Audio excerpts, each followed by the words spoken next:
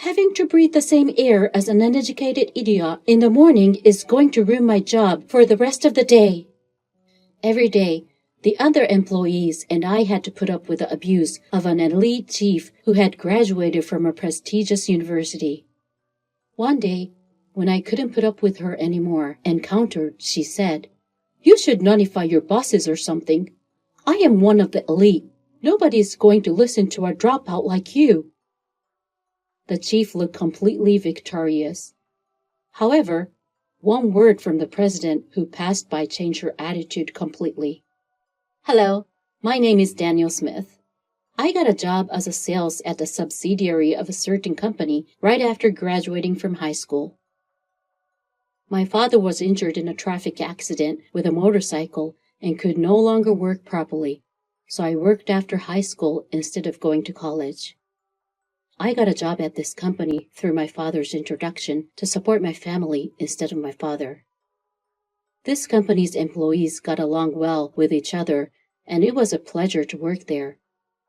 My boss is nice and my colleagues are easy to get along with, so I don't have to worry too much about work. However, I'm feeling a little down today." "Hey, Smith, isn't the meeting you're having today with the head office?" "Yeah, it is." "Seriously? Then that person must be coming here, right? I should have taken the payday off." "You don't deal with her directly, so don't say anything about it. I'm more depressed in the morning." "Because that person," said the colleague. When the colleague was about to continue the conversation, "Hey, why were no employees at the entrance? They were expecting me, and this is how they reacted?" According to the colleague, "See? Best of luck, Smith." "Oh, hey!" The colleague muttered something and then dashed away from there. "You'll remember that traitor." The owner of the voice glared at me, getting left behind. "There is really only a bunch of unkind people in this place. It annoys me that I have to go out of my way to speak with these people. Please accept my apologies. I wasn't expecting you to arrive so early." She is the manager Jones who travels from the headquarters on a regular basis for meetings, etc. She graduated from prestigious university, and as such, she was hired as a mid-career executive candidate. On the other hand, she was arrogant and made fun of the subsidiary's employees. "Whatever, they are all, as usual, uneducated and inept. You make even me look like an idiot. I need to get out of here as soon as possible, so please begin the meeting." "Could you please wait a little longer until one more person in charge arrives? He's already on his way." "What? You're going to keep me waiting? First and foremost, aren't you supposed to be ready to start as soon as arrive from the headquarters? You are all completely incapable." "I'm so sorry." "You arrived 20 minutes earlier than expected, but you are unreasonable." I want to talk back to her, but the person I was speaking with was from the head office, and she was an elite recognized by the head office. I'm not sure what the company will do if I go against her. We complained to each other at the subsidiary company, but in the end, we never oppose them and always endure.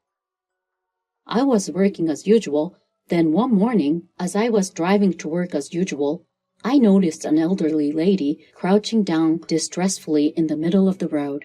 It should have been an emergency, but the people around me didn't want to get involved or didn't know what to do, so they pretended not to notice her and walked past her. "Are you okay, Granny?" I dashed over to her and called out, but the old lady was not responding because her breathing was labored and she was unable to speak properly. "I'm going to call an ambulance right away." I pulled out my phone and dialed 911. We all went to the hospital together when the ambulance arrived. "It's okay to go home," the nurse said. "We'll take care of it over here until her family arrives." I had already informed the company that I will be late, and I was concerned about the grandmother, so I stayed with her until her family arrived. Fortunately, she was not in danger, and she could leave the hospital after a few days. We were overjoyed. A few weeks later, suddenly, I got a transfer order to our branch office of the headquarters. It was a direct order from the president of the headquarters. I was debating whether I should go to the main office, but my colleagues said, "It's proof that your effort has been noticed. Go ahead and give it your all." They encouraged me, and I decided to transfer. My first day at the headquarters was hectic. First, I decided to greet each department individually. On my way there, I found the chief's bag in the corridor and hurried up to greet her, but she noticed me and gave me a disgusted look. "What are you doing here, you moron? Aren't you a little out of place?" "Good morning, Chief. I've been assigned here." "Oh, you're being relocated here? What exactly are they thinking?" The chief ignored my greeting and swore at me. "Having to breathe the same air as an uneducated idiot in the morning is going to ruin my entire day at work." "Chief, I'm sorry for making you feel that way." "Oh, please stop talking. Please do not approach me. I'm busy. Keep out of my way."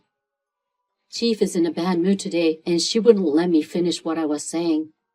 She waved her hand around as if attempting to flick off the swarming flies. Trying to continue the conversation at this point would be pointless. I gave up and returned to work. When I returned to the floor where the chief was, I overheard her cursing her subordinate. "You are inept. Why can't you do something as simple as this?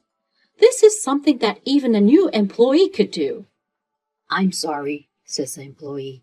The employee's error was discovered, and she is very upset about it. The employee who is being yelled at tightens his fist, bows his head, and endures. "If this is the case, it will be far preferable to have another employee work for me rather than you. You are no longer useful to me. Get your desk cleaned up and out of my way." After saying these words to the employee, she turned to face me and our eyes met. She had already looked unhappy, but she twisted her face even more and glared at me. "What? You got back? Didn't I tell you to stay out of my way this morning?" "Please relax, Chief. I have something to tell you today." "Stop talking. Everyone is arrogant. I don't have time for stupid, incompetent people like you." The chief left the floor and slammed the door as hard as she could. I talked to the employee who had just been yelled at by the chief, frowning at the sound of the door closing violently. "Is that chief's typical attitude?" I asked. According to the employee, "It's not just common. It's something that happens every day. She constantly disrespects me. That woman." In frustration, the employee raised his voice. "Quiet, the chief will hear you." If the chief hears him, she must say something bad to him. I did everything I could to calm him down. "I've been enduring this for a long time, but I can't take it anymore," the employee said. The employee stumbled towards his desk and pulled a white envelope from a drawer. "Don't tell me this is a resignation letter," I said. According to the employee, "Yes, it's something I've been considering for a while. My previous workplace was more peaceful, and each day was fulfilling and enjoyable, but since the chief has arrived, this place has changed into hell." He rubbed his desk sadly. On his desk, there were numerous documents and notes. He must have liked his job and worked tirelessly. "I understand how you feel, but don't you feel frustrated that all of your hard work has been squandered by only a chief?" "Of course, it's aggravating. I'm aware of how hard I've worked here. I've been at this job longer than she has, and I've done my best. But this is..."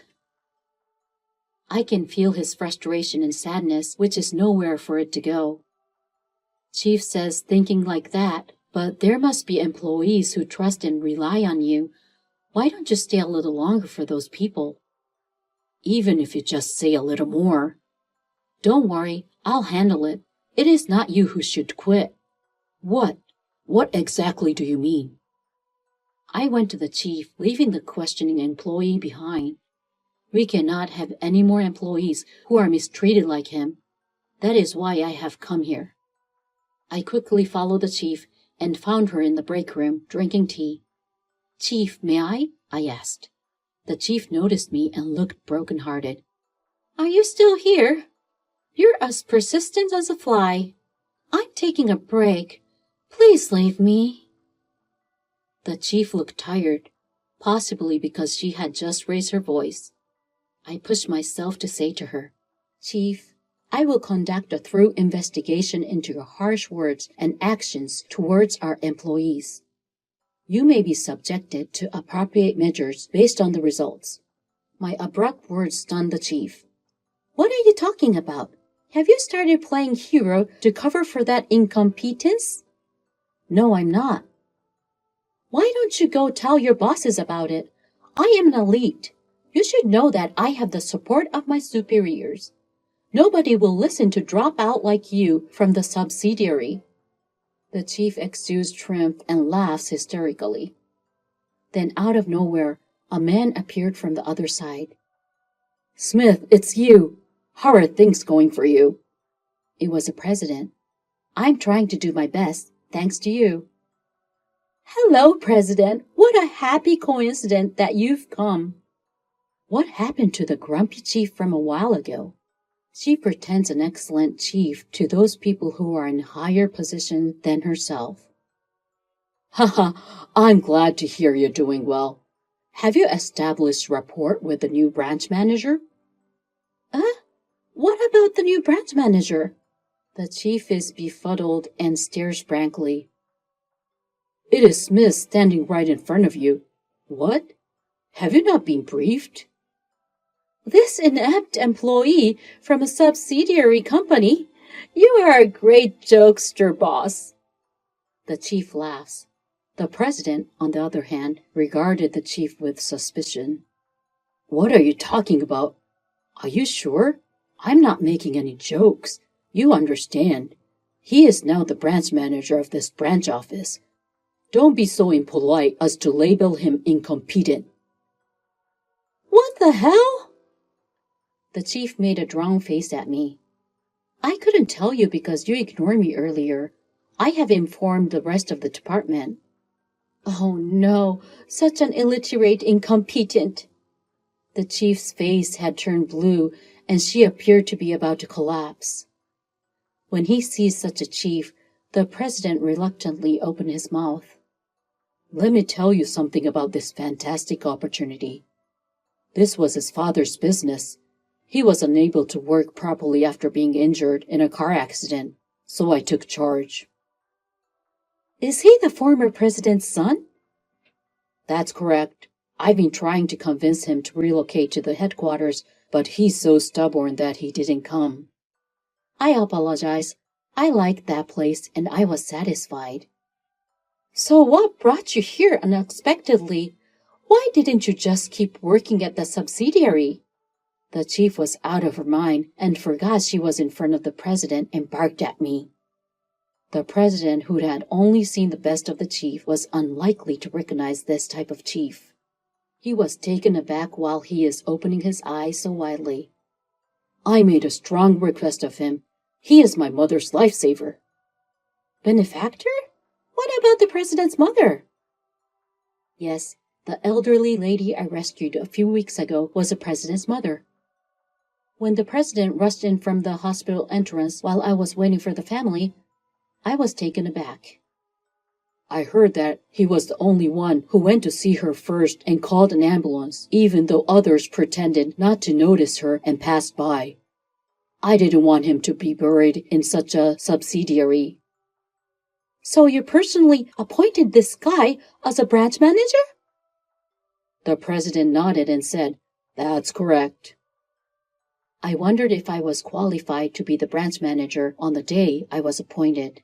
I had been working for a subsidiary, then I was suddenly asked to lead a branch manager of the head office. Then, after hearing from the president, my father called and asked me to support the company he had built, and I made up my mind.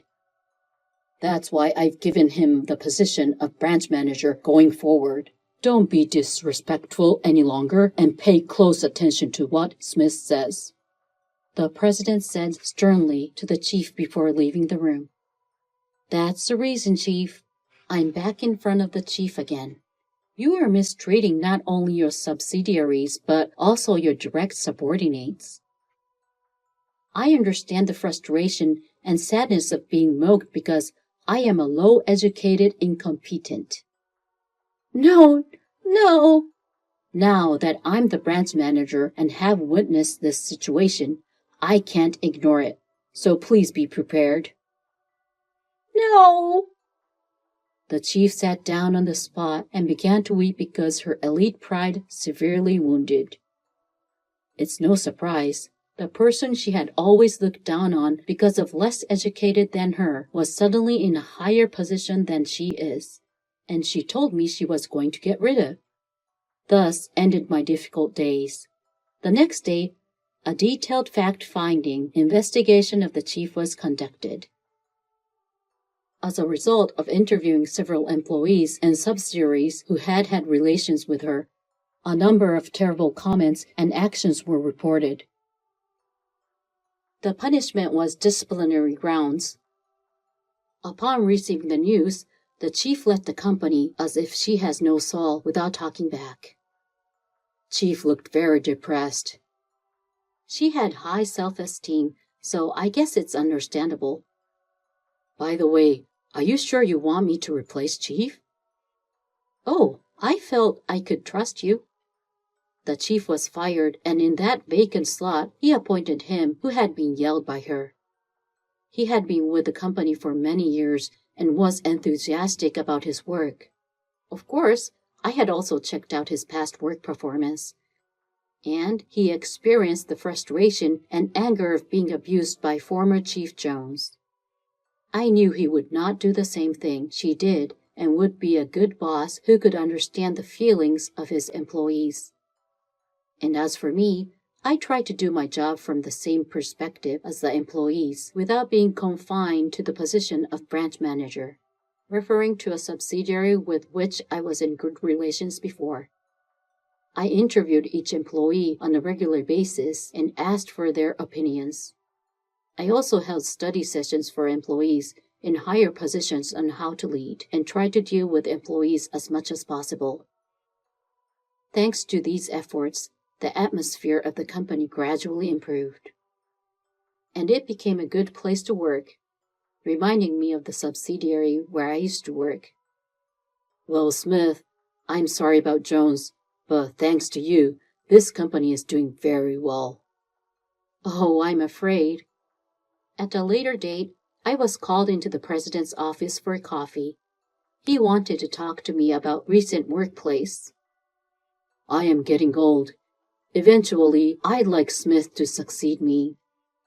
Ha ha ha. With all due respect, Mr. President, I don't see myself becoming president. What? Why do you refuse? Your father would want the same thing. I want to be on the same side as the employees, supporting this company together from the same perspective, and being involved with the customers. It will be very difficult to do that once I become president, won't it? The president scowled at my words and then laughed. Ha ha ha, you really are a funny guy. Normally, you would be happy to accept the offer. Am I an eccentric? No, that's fine. That's exactly the kind of Smith I'm looking for. The president tapped me on the shoulder a little harder. You have a meeting soon, don't you? Go work hard.